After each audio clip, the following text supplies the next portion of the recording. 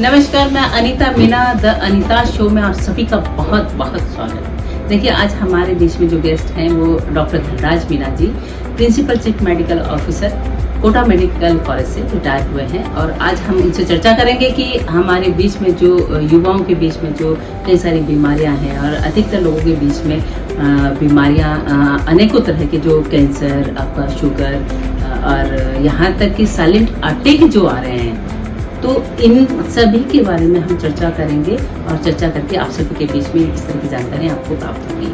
जी, हमारे बीच में डॉक्टर धनराज। नमस्कार डॉक्टर साहब, द अनीता शो में आपका स्वागत है। और आप प्रिंसिपल चीफ मेडिकल ऑफिसर की पोस्ट से रिटायर हुए हैं। जी मैम। तो मैं जानना चाहूंगी कि आपका आखिर मेडिकल वाला सफर कैसे, आप डॉक्टर बने और कैसे आपका सफर रहा है, तो आप बताएं। जी मैम, मैं ग्रामीण परिवेश से था। जी। और पहले क्या, न घड़ियां होती थी, न लाइट थी, कुछ नहीं था। मेरे पिताजी चंद्रमा देख के मुझे जगाते थे, मुझे भेजते थे। और दूसरी बात, लाइट नहीं थी तो मैं चिमनी और लालटेन में पड़ा हूँ। जी, बड़ा कठिन सफर रहा। बहुत कठिन। जी डॉक्टर साहब, मैं जानना चाहूंगी कि आखिर आपका कौन से कॉलेज में सिलेक्शन हुआ और किस कॉलेज से आपने मेडिकल किया? जी मैम, मैंने दूसरी बार दिया था। दूसरी बार है मेरा, उसमें सेकंड नंबर पे था मेरा। जी, मेरिट लिस्ट में। हाँ, मेरिट लिस्ट में सेकंड नंबर पे था। और RNT मेडिकल को मिला था मेरे को।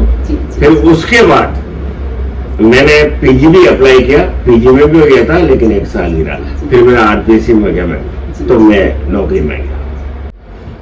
डॉक्टर साहब, कोरोना काल का जो समय था बड़ा कठिन था, बहुत चुनौतियों का सामना करना पड़ा लोगों को। और कई लोगों को कोरोना काल हुआ, कुछ लोग तो डर से एक्सपायर हो गए, कोई किस तरह से हुआ, कैसे एकदम से कई सारी दुर्घटनाएं हुई। तो आप बताएंगे उस वक्त कहाँ पोस्टेड? मैम, मैं उस वक्त क्या है, मैं डिप्टी सुपरिटेंडेंट की पोस्ट पे पोस्टेड था यहाँ, और मेरे पास बहुत अधिकार थे।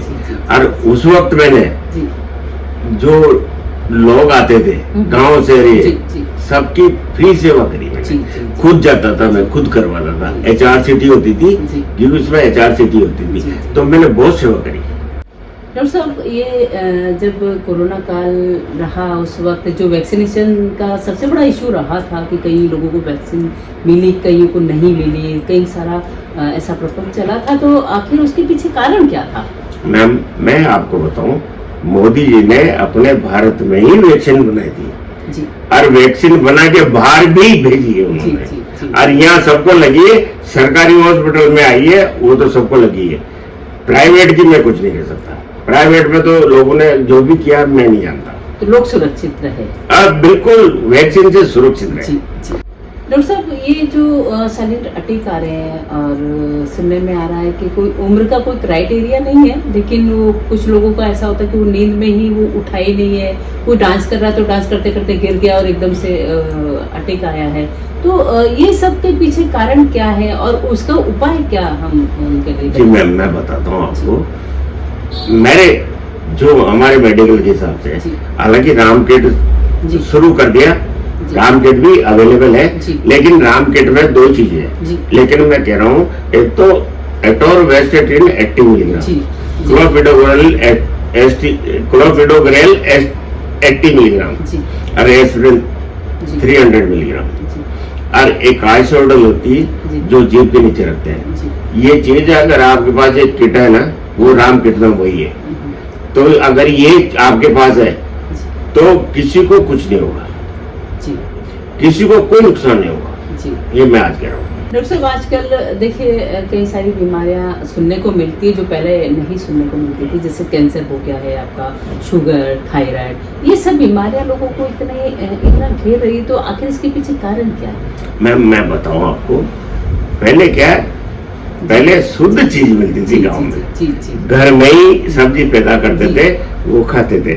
आजकल क्या है, पेस्टिसाइड्स की दवाएं आती है, पेस्टिसाइड्स की दवाएं आती है, और वो खाते हैं अपन।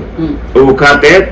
आज किसी भी औरत न सिगरेट पीती है, न बीड़ी पीती है, या जर्दा नहीं खाती, फिर भी उनको कैंसर हो रहा है। क्यों?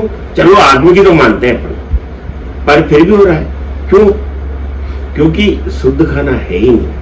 धन्यवाद डॉक्टर साहब। आप हमारे द अनीता शो में आए और आपने कई महत्वपूर्ण जानकारियों के बारे में लोगों को बताया, और विशेषकर जो अभी चल रहा है, लोगों को साइलेंट अटैक आते हैं, तो उसके लिए 3 गोलियां जो आपने बताई है उनमें से उनका एक किट बना करके वो अपने साथ रख सकते हैं, और एक गोली तो विशेषकर जो जीभ के नीचे रख ले, जैसे भी आपको समस्या आती है तो आप उसी वक्त अपने आप को सुरक्षित महसूस करके आप हॉस्पिटल जा सकते हैं। इसी के साथ मैं कहूँगी कि डॉक्टर साहब ने जो आपको जानकारी दी है, तो उनका नंबर मैं इसमें शेयर कर दूंगी, ताकि आप उनसे कुछ भी आप जानकारी चाहते हैं तो आप कॉल करके उनसे संपर्क कर सकते हैं। जी नमस्कार। जी।